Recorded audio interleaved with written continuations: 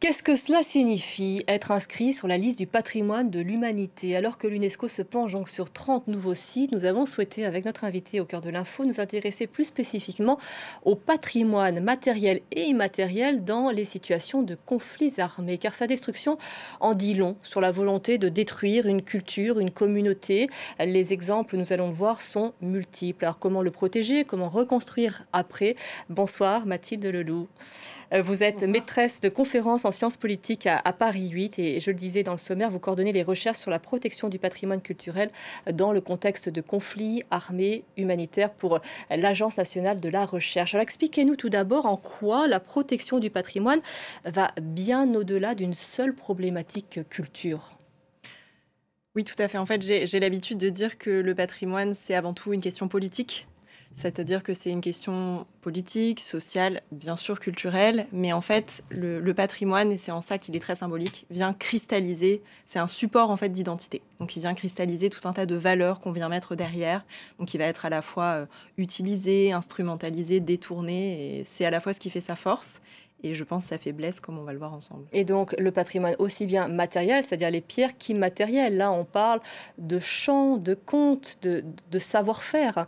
C'est difficile à évaluer et pourtant on peut là aussi l'annihiler. Absolument.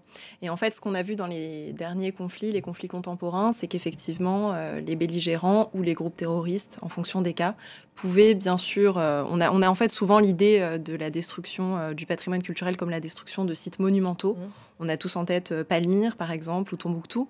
Mais il y a aussi du patrimoine immatériel. À Tombouctou notamment et à Gao, au Mali, il y a eu beaucoup de destruction du patrimoine immatériel en même temps que les mausolées et manuscrits étaient détruits. Mais on en parle moins parce que c'est beaucoup moins visible. Et donc c'était quoi en l'occurrence à Gao? À Gao et surtout à Tombouctou, c'était par exemple, en l'occurrence, c'était l'occupation du nord du Mali par des groupes terroristes.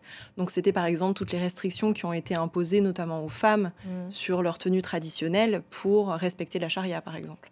Et donc on les coupait de leur culture pour montrer à quel point on va au-delà de la culture, justement, avec la destruction du patrimoine. De plus en plus, le droit se saisit de la protection du patrimoine. Absolument. En fait, c'est d'ailleurs le sens du projet que je coordonne actuellement, qui est financé par l'Agence nationale de la recherche. C'est d'essayer de montrer que, en fait, le patrimoine culturel devient une question qui a toujours en fait été centrale en relations internationales, mais qui commence à être de plus en plus reconnue Mmh. par les chercheurs, mais aussi et surtout par la communauté internationale. Et le droit est en fait un outil pour faire avancer cette question-là. Un exemple concret, alors un exemple classique et qui est plus ancien, c'est l'entrée de la protection du patrimoine culturel en droit international humanitaire. Il y a la Convention de 1954 de l'UNESCO, qui est la convention qui vient régir la protection du patrimoine culturel dans les cas de conflits armés. Mmh. Donc c'est vraiment à la fois le symbole et puis vraiment l'outil qui vient permettre de protéger le patrimoine. Mais ce qui est plus nouveau, c'est qu'en fait le patrimoine culturel est maintenant saisi par la justice pénale internationale, qui est une autre branche du droit, qui est visible, peut-être un peu plus visible aussi pour le grand public. Donc je pense par exemple à la Cour pénale internationale ou la Cour internationale de justice. Aujourd'hui, je dis aujourd'hui, mais en fait ça date de 2016 par exemple, quand il y a eu le procès Ahmad Al-Faqih Al-Mahdi pour la destruction des mausolées de Tombouctou. La CPI a reconnu officiellement que, eh bien voilà, on pouvait condamner quelqu'un pour la destruction du patrimoine culturel et que cela avait un impact physique sur les populations, mais aussi psychologique. Ça sert de preuve. Et ça sert de preuve. Là, c'est plutôt le cas de la Cour internationale de justice, notamment dans le cas de la requête qui a été déposée par l'Afrique du Sud en 2023 contre l'État israélien. Ça n'est pas rentré finalement dans ce qu'a pu prononcer la Cour internationale de justice, mais en tout cas dans la requête, il était mentionné qu'il y avait aussi une atteinte au mode de vie palestinien et donc les atteintes aux écoles, aux hôpitaux, mais aussi à la culture, les centres culturels, les musées, ça faisait aussi partie d'une atteinte en général envers la Et population. c'est peut-être plus flagrant aujourd'hui avec l'Ukraine. Oui, tout à fait, L'attaque avec le cas ukrainien, avec aussi le cas de Gaza. Après, c'est un petit peu difficile de hiérarchiser les cas d'études, mais je pense que les médias en parlent peut-être plus qu'autrefois, et ça, on en parlera sans doute plus tard, mais je pense qu'en cela, l'année 2015 a marqué une rupture. Mmh. Effectivement, on va d'abord parler de 2001, qui a peut-être été la première prise de conscience, même si la communauté internationale à ce moment-là ne percute peut-être pas totalement. 2001, c'est quoi? Ce sont la destruction, c'est la destruction des statues de Bouddha en Afghanistan par les talibans. C'est d'ailleurs une image que vous avez choisie qui est très belle. On voit une femme, alors là on voit voilà, en Afghanistan, et ça a été très médiatisé. Ça, c'est la photo que vous avez choisie. Est-ce que vous pouvez nous en parler? Oui, tout à fait. Donc 2001, c'est la destruction des Bouddhas de Bamiyan qui sont dans les niches que vous voyez derrière moi. Et en fait, j'ai choisi cette photo parce que souvent, quand on pense à la destruction du patrimoine culturel, notamment quand c'est des sites du patrimoine mondial, on a souvent l'image de sites vides, sans population, sans finalement les êtres vivants qui vivent au pied des sites. Et là, justement, j'ai aimé l'image de cette femme qui passe devant. On a presque l'impression que c'est un trajet quotidien. Donc, c'est ni un site vide, ni un site qui est uniquement occupé par des touristes. Et c'est ça qu'il est aussi important de rappeler, c'est que le patrimoine culturel, il vit aussi par le biais des populations qui vivent au pied des sites, qui se saisissent des biens culturels, qui font vivre les pratiques, les rites, etc. Sans les populations, finalement, le patrimoine n'existe pas. Et c'est vrai que ce qui impressionne avec cette séquence en 2001, c'est que pour la première fois dans l'histoire contemporaine, on a un groupe terroriste qui va instrumentaliser, utiliser le patrimoine pour semer la terreur et se mettre en scène. Et c'est la toute première fois qu'on assiste à ça. Oui, absolument. Et c'est vrai qu'à l'époque, c'était particulier parce que le Mollah Omar, qui était donc à l'époque le chef des talibans, avait menacé la communauté internationale, l'UNESCO, mais aussi l'ONU, de détruire les Bouddhas. C'est-à-dire, il ne l'a pas fait immédiatement. Il y a d'abord eu une menace. On ne l'a pas cru. Et on ne l'a pas cru, mais à l'époque, il y avait une tentative de Kofi Annan d'essayer de négocier avec les talibans, ce qui n'a pas fonctionné. Et donc, ça a abouti à la destruction des Bouddhas. Ce qui est un peu particulier à l'époque, c'est qu'il y a un seul journaliste d'Al Jazeera qui a été autorisé par le groupe terroriste à venir filmer la destruction et à prendre des photos. Et puis, donc vous l'évoquiez, la bascule réelle, la prise de conscience, c'est 2015. En fait, ça commence à partir de 2012. Et ça s'étale jusqu'en 2015 avec l'État islamique en Syrie et en Irak. Oui, tout à fait. Donc, comme vous l'avez dit, effectivement, le processus démarre en 2001, c'est-à-dire processus où c'est des sites. Alors là, c'était pas un site de patrimoine mondial, hein, non. Bamiyan, ça a été classé après. Mais en tout cas, des groupes terroristes qui détruisent. Ce qu'a marqué 2012, c'est effectivement le début d'une période où en fait ces destructions sont devenues systématiques. Là, on voit les images du musée de Mossoul qui ont été musée qui a été détruit en février 2015. Il y a eu aussi le site d'Atra, le site de Palmyre.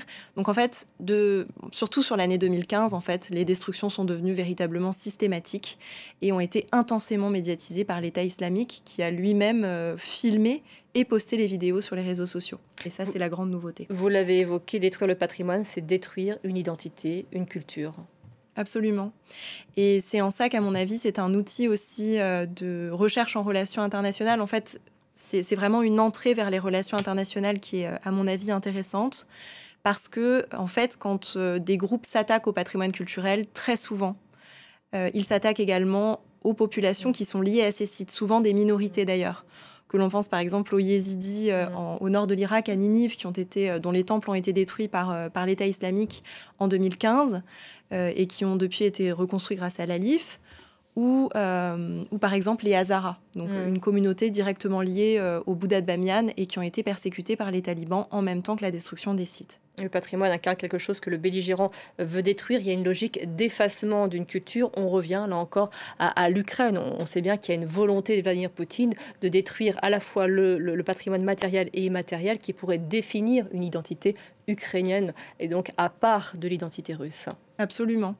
Et dans le cas ukrainien, c'est vrai que on pense aussi, c'est aussi l'image qu'on en a sans doute par les médias. On pense tout de suite au site d'Odessa, à la cathédrale de la Transfiguration, qui ont été des cas qui ont beaucoup choqué. Et d'ailleurs, c'est un site qui a été classé qui a été classé en 2023 par l'UNESCO et qui est sur la liste du patrimoine mondial en péril.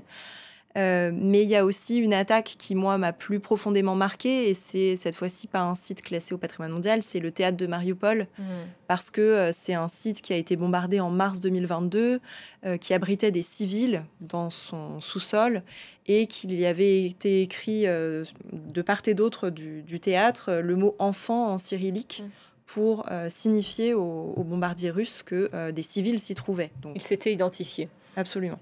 Et du coup, pour Amnesty International, c'est un crime de guerre. Comment protéger donc les patrimoines matériels et immatériels? Parce que souvent, on comprend que malheureusement, on peut agir qu'une fois que ça a été détruit. C'est très difficile d'intervenir en amont. Oui, tout à fait. C'est vrai que c'est très différent en fait de protéger du patrimoine matériel et immatériel. Ça pose absolument pas les mêmes questions.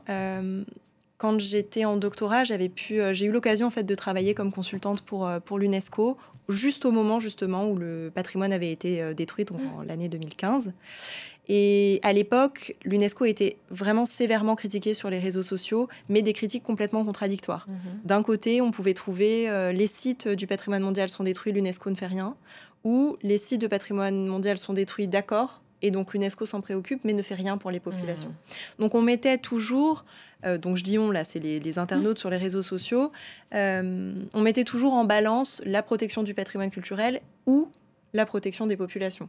Et c'est vrai que dans certaines situations, il faut effectuer un choix, surtout que l'ONU est en situation de crise budgétaire, etc. Donc effectivement, il y a des questions comme ça qui vont se poser.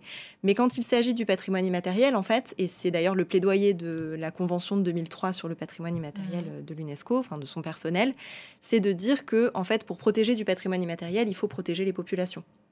Donc là, c'est absolument pas une contradiction, bien au contraire. Pour faire l'un, il faut faire l'autre. Protéger le patrimoine, on le rappelle, c'est protéger les civils. Il faut que ce soit entendu. Il y a le cas du Mali qui est très intéressant. C'est à partir du Mali, à partir de 2013, qu'on va commencer à impliquer les casques bleus pour ce processus de reconstruction. Oui, tout à fait. C'est un cas qui est intéressant, c'était central dans ma thèse. Alors, au début, ça faisait sourire parce que protéger la protection du patrimoine culturel par les casques bleus, tout le monde me regardait avec des yeux ronds, les chercheurs d'ailleurs comme les praticiens.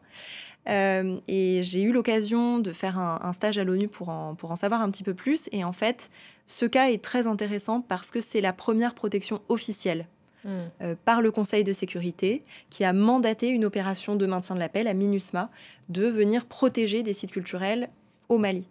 Et ça s'était jamais vu avant, et peut-être que ça se reverra jamais. C'était la question à l'époque, est-ce que ça va devenir un précédent?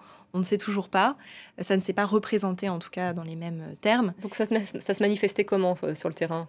Alors, tout d'abord, ça s'est manifesté dans une résolution. Donc, il y a un mandat officiel, et donc, du coup, ça aurait dû, en tout cas, on aurait pu penser que ça allait donner lieu à une protection statique, c'est-à-dire des casques bleus postés devant les sites pour protéger le patrimoine culturel. En fait, ça s'est pas du tout passé comme ça parce que la MINUSMA, elle a été déployée en avril 2013, alors que les destructions, elles ont eu lieu entre juin et novembre 2012. Donc, c'était trop tard, c'est arrivé après coup. Après, rien ne dit que le déploiement de la MINUSMA, qui s'est fait dans différentes régions, et notamment à Tombouctou et Gao, n'a pas évité de nouvelles destructions, sans doute que si. Mais en fait, son rôle prioritaire, ça n'a pas été les casques bleus, qui sont les militaires de la mission, ça a été une unité civile, appelée Environnement et Culture, qui était composée de 2 personnes, donc pour le coup, pas un très grand nombre de personnes, mais très actives, et qui ont vraiment œuvré à ce que la MINUSMA apporte un soutien logistique en fait, aux experts de l'UNESCO, qui ont aidé justement à la reconstruction des mausolées sur place. Tombouctou, c'est la success story, me disiez-vous, de reconstruction concernant l'UNESCO. Pourquoi est-ce qu'on a réussi à bien faire? On va le voir, c'est pas évident effectivement de reconstruire et d'être présent avec les communautés. Oui, tout à fait. C'est un terme que j'ai utilisé dans un de mes articles, success story, parce que en fait, j'ai considéré que à ce moment-là, toutes les conditions étaient réunies pour que la reconstruction se passe dans des conditions idéales, ce qui n'est en fait jamais le cas. C'est-à-dire, c'est vraiment des conditions exceptionnelles. Dans ce cas-là, en fait, ce qui était exceptionnel, c'est que le patrimoine de Tombouctou, notamment les mausolées, mais aussi les mosquées, bon là, je vais plutôt parler du cas des mausolées qui ont été détruits, donc il y en a eu 14 qui ont été détruits, et en fait, c'est de l'architecture de terre, ce qui est complètement différent de l'architecture de pierre, comme on a pu voir en Syrie avec Alep, par exemple.